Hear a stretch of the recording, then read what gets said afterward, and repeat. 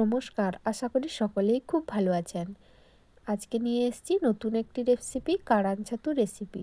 হ্যাঁ, এগুলোকে আমরা কাড়ান ছাতুই বলি, কারণ এগুলো কোনো কৃত্রিমভাবে চাষের ছাতু না, এমনি প্রাকৃতিকভাবে পাওয়া যায়।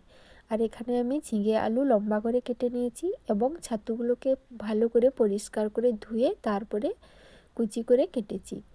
অন্যদিকে কড়াইয়ে তেল গরম করে রেখে আলু ও ঝিঙে ভালো করে একটু ভেজে নেব, অল্প নুন ও অল্প হলুদ দিয়ে। আলু ও ঝিঙেটা ভাজা হয়ে গেলে আমরা ওই একই কড়াইতে ছাতুটাকেও কিছুক্ষণের জন্য ভেজে নেব, কারণ ওই ছাতুগুলো ভাজার সময় বেশ অনেকখানি জল ছাতু থেকে বের হবে। ওটা শুকিয়ে নিলেই কিন্তু রান্নাটা আরও বেশি ভালো হবে। আর তোমাদেরকে বলছি, যারা আমার চ্যানেলে নতুন তারা কিন্তু অবশ্যই আমার চ্যানেলটিকে সাবস্ক্রাইব করে পাশে থাকার চেষ্টা করো। এগুলো ভাজা হয়ে গেলে এগুলোকে আমি একটি পাত্রে তুলে রাখবো। তোমরা যারা এই কাড়ান ছাতু খেয়েছো তারা কিন্তু অবশ্যই জানবে যে কৃত্রিম ছাতু আর কাড়ান ছাতুর মধ্যে পার্থক্যটা কোথায়। এগুলোর স্বাদ কিন্তু ভীষণ সুন্দর হয়।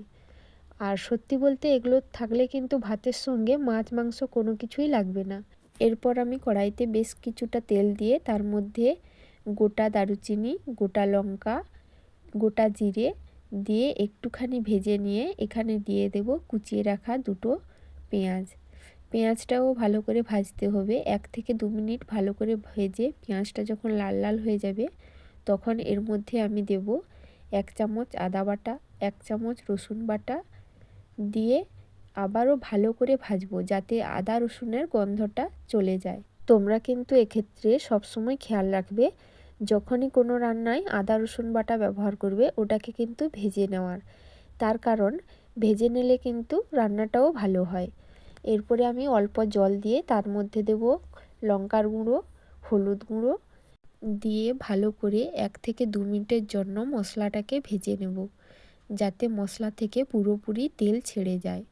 যতক্ষণ না কিন্তু তেল ছাড়বে ততক্ষণ কিন্তু আমাকে মশলাটা ভাজতে হবে। কি সুন্দর তেল ছেড়ে গেছে। এরপর আমি ঝিঙে এবং আলু ভেজে রেখেছিলাম ওটাকেই দিয়ে দেব, দিয়ে এবারে কষিয়ে নেব। একটুখানি কষানোর পরে আবারও এই ছাতু ভাজাগুলো এখানে দিয়ে দেব। এরপর 3 থেকে 4 মিনিটের জন্য এইভাবে কষিয়ে নেব, যাতে এর থেকে তেলটাও ছেড়ে যায় আর রান্নাটাও খুব ভালোভাবে হয়। তোমাদেরকে বলছি, যারা কিন্তু কাড়ান ছাতুর রেসিপি বানাও তারা কিন্তু এইভাবে বানিয়ে দেখবে, সত্যি খেতে কিন্তু দুর্দান্ত লাগে। আর আমি চাষের ছাতু কোনো দিনও খাইনি, আমার পছন্দও না। এই ছাতুর স্বাদটা আমার কাছে ভীষণ ভালো লাগে। আমার ভিডিওগুলো দেখার জন্য সকলকে অসংখ্য ধন্যবাদ। আর যে যে কাড়ান ছাতু খেতে ভালোবাসো তারা কিন্তু অবশ্যই কমেন্টে জানিও।